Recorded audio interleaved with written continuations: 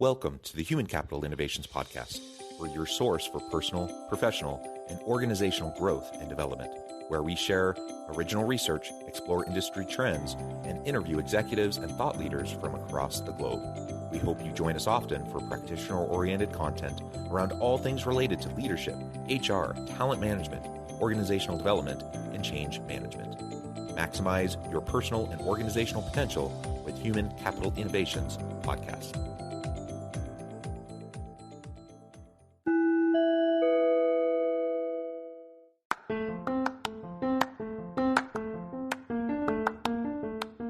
Do you enjoy the Human Capital Innovations Podcast? Enjoy ad-free listening by going to the Patreon page, and please consider contributing even at the producer or sponsorship level. And please leave a review. Thank you for your support.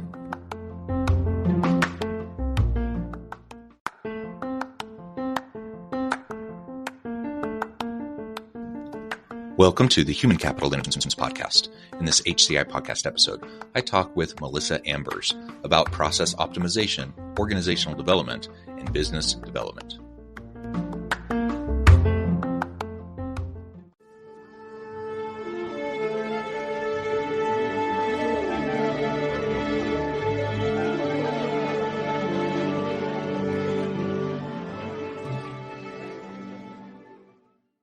Melissa Ambers, welcome to the Human Capital Innovations Podcast. Thank you so much. It's a pleasure to be with you today. I'm super excited to be talking about efficiencies and process optimizations within the workplace. We're going to talk about this from a people perspective and organizational development perspective. Where are you joining me from today, Melissa? I am in Houston, Texas. Wonderful. And I'm south of Salt Lake City in Utah. This will just be a fun conversation. As we get started, I wanted to share Melissa's bio with everybody. Melissa Ambers is the President and Chief Administrative Officer of Strategic Blueprint Consulting, LLC, and Savvy Media Group, Inc. Melissa has extensive experience in business operations, process improvement and modernization, and leadership management. She has 4 stages to strengthen departments for sustainable processes, including clarifying the vision, analyzing the problem and risks, building a sustainable strategy, and evaluating and executing. These steps are crucial to the success of business operations and customer service. She received an honorary doctorate for entrepreneurship in October of 2020. She also has her certifications in project management, Six Sigma Black Belt, public relations, and event planning. And she also attended Harvard Business Online to receive her e-diploma certificate of completion for disruptive strategy and sustainable business strategy. What a tremendous background. It's a pleasure to have you. Anything else you would like to share with me or my listeners by way of your background or personal context before we dive on in? That pretty much covers it. Thank you so much. Well, good. So I outlined a little bit there in your bio, your 4 stages to strengthen department sustainable processes. And as we talk about organizational and process optimization, why don't we start there and tell us a little bit more about your general framing around efficiency and optimization, and then we can dig into each of those 4 elements a little bit more specifically. Sure, absolutely. I always like to start out with just keep it simple. Most time, when people hear about processes, they get frantic and like, oh my God, it's a lot of work. We're going to have to do all of these different things. And of course, that could be dependent on the situation, but we always like to just keep it simple.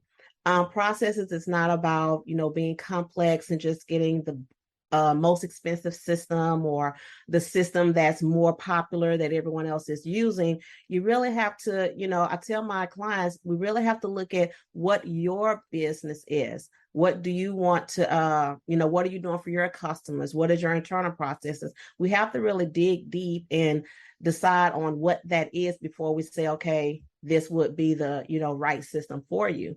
And, it's just real. Sometimes they're using the right system, but just not using all the functions that the system has to offer. So, anytime I get with any of my clients, it's all about, let's do an assessment. Let's really do a deep dive and not just look at the surface, because the surface usually always looks really pretty. But we want to get under that surface and really dig deep down and just really look at what's going on, talk to the people, because the people are the ones that's talking to the customers. They're having that everyday interaction and see the problems, whether it's with the system, the process, or just, things that the customers just simply are not liking, and, find out why that is. So I just like to really, say, keep it simple and do a really deep dive to understand what's going on and why. Yeah, I think that's really important. Talking to the people on the front lines is going to always be the first place you should start. Mm-hmm. They just see things and they have a perspective on things that is much closer to the action, right? It's much closer to the customer. It's much closer to the customer experience. And whether you're talking about B2C or B2B types of interactions, the same thing applies. And so often when we're talking about efficiencies and just trying to improve processes and optimization, you have, the C-suite, or you have leaders sitting in a room talking and strategizing, and they're having good thoughts, but it's just so disconnected from the actual real day-to-day work life and the processes that are actually happening, that they just don't even know what the gaps are. They couldn't possibly know. And a lot of times organizations will end up dumping money behind a problem that may very well be a very legitimate problem, but instead of just talking to the people, coming up with what could be a pretty simple, straightforward, and inexpensive solution, they end up going through this huge organizational development and change process to do some huge system implementation or integration, and all these new things that don't actually solve the problem. So just start by listening. I like to call them the living experts. Talk to and listen to the living experts. They may not have the same degrees as you. They may not have the same years of experience as you. They may not have like a understanding of all things strategy and all those sorts of things, but they know what it's like to do the work, and they know what it's like to interact with the customer. Right. You're absolutely right. I like to call them partners. And I do that because when you work with your partner, you consider them as your equal, and you don't have a problem with talking to them. You're not going in guarded up that, I'm your superior, or the employees going to their leader like, I don't know if I should say this, I don't want them to snap at me, or, all these different things. So it's that communication between the two that has to be retrained on how to communicate with each other. And that's on both ends. Because, most of the time, we have these managers, leaders, supervisors that's in these leadership roles. And it's all about, dictating and delegating and not really talking and listening. So I like to say, talk to your partner, because if you don't have those frontline living experts to work with the customer and do all these things that need to be done, then if that partner is not there, you have another hole. Now, you're running into the direction of not having enough people and trying to go, through all these agencies and things, and you have this huge, overhead costs because other people have to jump in and fill in because you're, missing this gap. So I like to call them your partners to, talk to them, have that open communication, and really listen to what they're saying. And on the other end, when your leaders or supervisors coming to you to talk and listen, you don't go in guarded with, already, suited up for battle, that, okay, well, they're going to come back at me with something, so I'm going to go ahead and get ready for battle because I need to prove my point. So on both ends, they need to be retrained on how to communicate and understand that, okay, we're here to work together. This is a partnership. If we don't do this, then the job is not going to get done. And that can, a chain reaction of so many other things, to happen with that. But open up that communication. And when, managers say, oh, we have an open door policy here, a lot of times that open door policy is not really open. It's not about just that my door is open and you can walk in. It goes a little deeper than that, of really having an open door policy and being able to say, okay, I'm here to listen. Tell me what the problem is. Let's see how we can come with a solution, or where can we meet in the middle? But, it's really doing what makes sense, and not to say, do it because I like it or do it because they want it. It's doing what makes sense for that organization.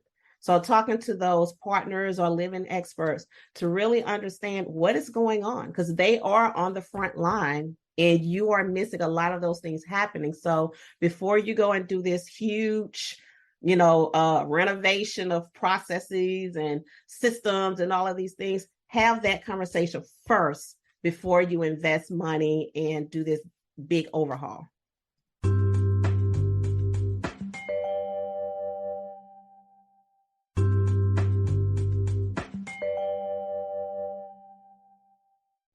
Amen. And while that sounds obvious, I mean, as we're saying that, I'm like, duh, of course everyone would do that. But guess what? Very few people actually do that. And I'm not quite sure why. I think, there's a level of, I think people come from a place of sincerity. Most people want to do right by others, and most people are doing the best they know how. But I think there can be a level of arrogance involved. There can be a level of, I just know better than them, maybe a little bit of snobbery. I went to a really good school. I got my MBA. I know what needs to happen. They don't know what needs to happen, so there can be some of that. I think sometimes it's just the natural breakdown in communication that happens in organizations. And so you just don't proactively go out and have those conversations and try to gather that information, that data that is necessary. So even when people have the best of intentions to want to listen and to want to go and get the input of others, it's been my experience that most fail pretty miserably at doing that effectively. And so then they end up doing what you just described. And it's baffling because it's so time consuming and expensive, and people get upset, and there's just all these negative consequences, yet organizations and leaders do it again and again and again. So I mean, that's the kind of foundational piece. Like, let's just listen first. That'll help us better understand the real pressing issues, not the symptoms, but the real root causes, to better understand what actually needs to happen. And by listening to our frontline people, we're going to have a better sense of what can and should happen. And then we can move forward from there. Then we can start to put in place new processes, new optimization and such to improve the work life of everybody. And if we do that, I think most people will get on board. But it's when that doesn't happen that people are resistant to change, and a lot of those other challenges occur. And I think this gets us into that 4-stage process that you were describing: clarify the vision, analyze the problems and risks, build a sustainable strategy, and evaluate and execute. As I'm thinking about that first piece, clarify the vision, you can't really even start. You can't clarify that vision until you actually really go and talk to people first, right? And build that trust and really be on some sort of shared wavelength and have a shared understanding. So let's talk a little bit more about that. How do you go about starting that process of clarifying that vision? To start the process, it actually starts with the decision makers, because they're the one that's going to make the final decision on what can and cannot happen. And when I say start with the decision makers, it's letting them know, yes, you have this vision. Yes, you want to do these things. Yes, you want to implement this system or processes, but have you done, this? Like, go down and talk to the frontline people. When you look at that chart, you're here, you need to start down here and work your way up to really understand what's going on and why is it happening. And once, I have that conversation with the decision makers, then they start to understand that, okay, I get it. And then not only that, to piggyback a little bit on what you were saying earlier, it can also save you money. So many organizations don't realize how much money it can save them. They always have in their mind, okay, the profit, what profits are we making? Why are we not making profit? Part of that profit comes from the money, the unnecessary money that's being spent on your daily operations. So, making them understand that. And then once that's done, it's just creating that system. Okay, let's start with, Department A and work from Department A to B. And, and sometimes it may be a little jump to really see, what's overlapping. What are they doing? And if A and B should be following the exact same process. And once I have that conversation and we can understand why they're not following the process, it could be something as simple as, yes, we should follow the same process, but because we do this, we have to do this, and that makes us double work. Now, you get into that. So it's really starting with these departments at the lower levels and really understanding. But first, I would start with that decision maker to make sure that they understand that how we have to flow through there, because the idea that they have of just implementing something and training people is it's not going to work. You're going to waste money. You're going to waste time because it's not being done the proper way. And, it's also with so many want to do the leadership training. It's right now it's about, okay, let's check the box. Yes, we've done it. But you have to have some type of assessment with each one of your leaders because you have different needs. You put them all in one room, have a general conversation. All right, check, we've done leadership training, but have you really solved the issue? Do you know what your leaders are needing? Do you know what leaders don't know how to work with their staff? Do you know what leaders are not understanding the current processes, what systems they're not trained on, communication? I mean, we can go on and on and on, with that, but do an assessment with your leaders to really understand what they know, what they don't know, and then let's break out some different training so we could be sure that we're, hitting on those points of what the leaders really need, and I just throw all of them in one room. We have a general leadership training, check the box, it's done, and you spent this money, but you still haven't solved the problem. So it's really, looking deep and understanding and making sure you have the correct training for leaders, employees, even the C-suite executives, making sure you have the correct training for them and not just a general training to check off a box. Yeah. And again, that sounds obvious, yet it rarely happens. And it is interesting because with people moving to more virtual work over the last couple of years, if I look at the learning and development or training and development industry over the last couple of decades, it's been predominantly face-to-face instruction with some e-learning modules, and some do that better than others, but it's been largely face-to-face. And if it's not face-to-face, then there's maybe recorded videos, or you're clicking through slides or doing some sort of e-learning kind of an approach. Well, what's happened in recent years, and in part spurred on by the pandemic and the move towards more virtual and hybrid work, is that there's new learning and development, training and development online platforms that allow for personalization and specialization of topics in real time, AI driven, that are specific to the needs, the competencies and capabilities of the person that's participating, so that they don't waste their time on stuff that they've already mastered, so that they don't have to rehash things over and over and over again that they've already learned, that they can move on to things that are only relevant to them and their jobs, and they don't have to spend half a day listening to stuff that doesn't even apply to them and isn't relevant to them and their ability to do their work. Now that can happen in a face-to-face environment too. It's just harder when you have a face-to-face, you have a classroom of 30 participants and you're trying to tailor the content and the message to every individual. That's really hard. But there are more and more ed tech and L&D kind of software optimization solutions that are out there that can personalize and in real time make it a very targeted experience for people to really meet what you just described. So, I definitely, that's not the main topic of our conversation today, but I would definitely encourage listeners to pay attention to that and to look out and talk to some of those firms for your training and development, learning and development needs within your organization. So we start with the decision makers. We start with, thinking through the reskilling, the upskilling, the learning and development needs of the organization. Then we get into the problem solving, the analyzing the problems and the risks involved. And anytime we're talking about optimization, we have to truly understand what is at the root cause of whatever gap we're experiencing. What is the breakdown? Where is the bottleneck? Those are the things we're trying to establish. What do you suggest to leaders who want to get to the root problem, but it's just so common for people to end up putting band-aids on symptoms, and then they just end up playing whack-a-mole with problems, and they temporarily solve one problem only to create another problem, and they're not actually solving the root issue.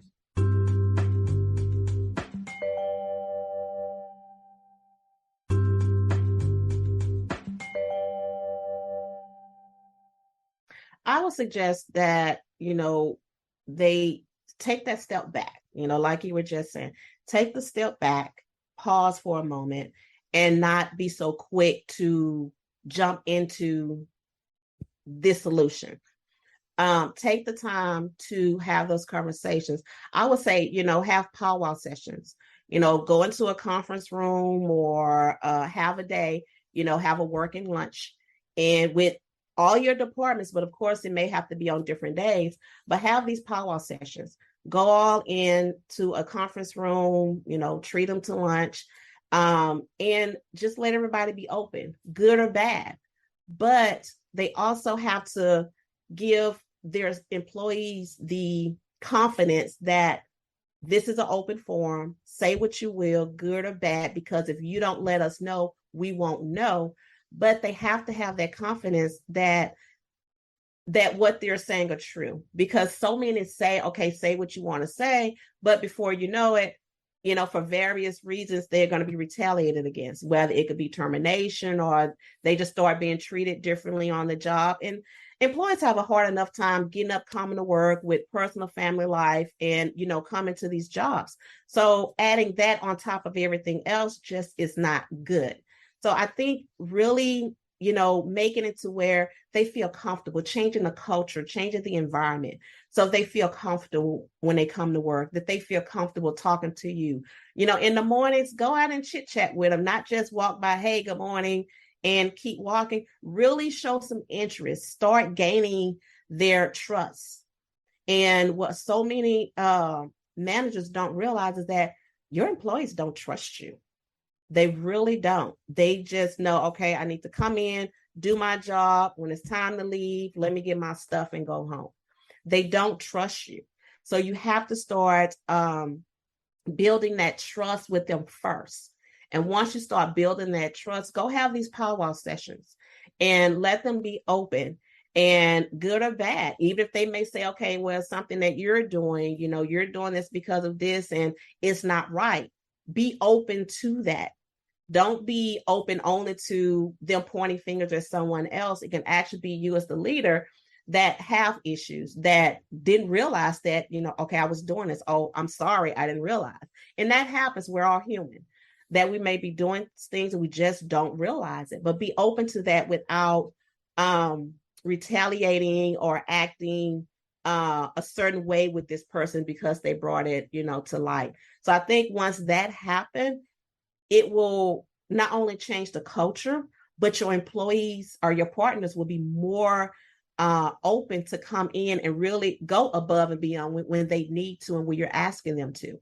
So building that trust with them first, have those powwow sessions and really document what is going on, why is it going on. And then it will, make sense then for you to start, okay, now let's build a plan. Let's build this blueprint on how we should do these things.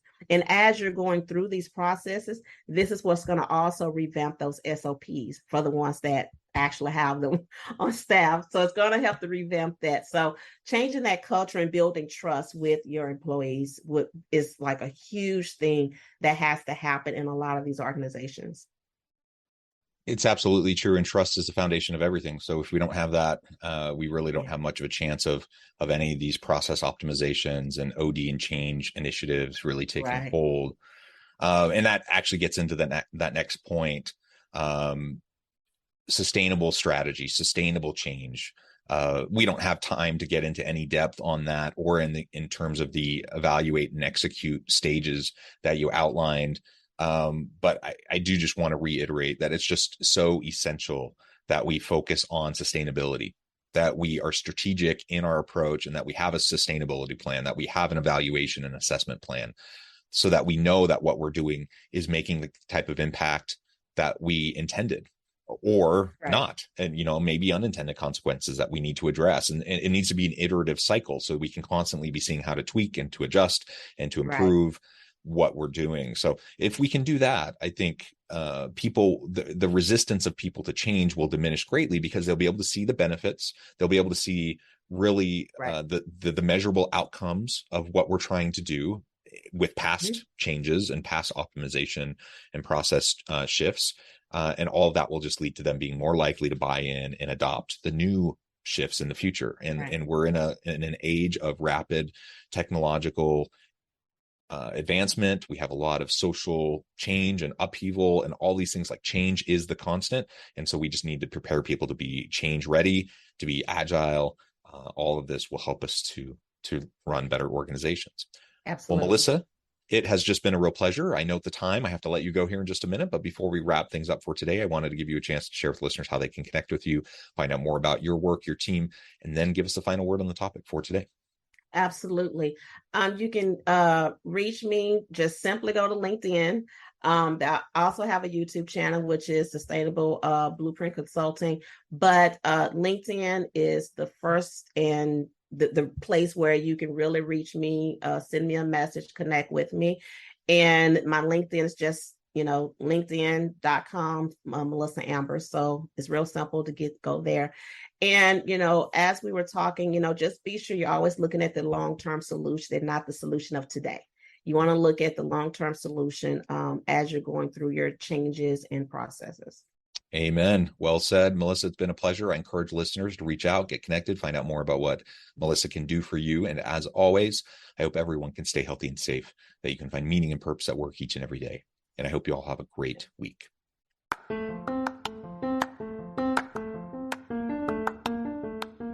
you enjoy the Human Capital Innovations podcast? Enjoy ad-free listening by going to the Patreon page. And please consider contributing even at the producer or sponsorship level. And please leave a review. Thank you for your support.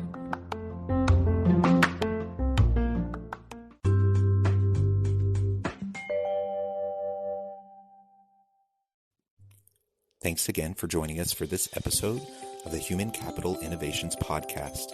I hope you stay healthy and safe and that you have a great week.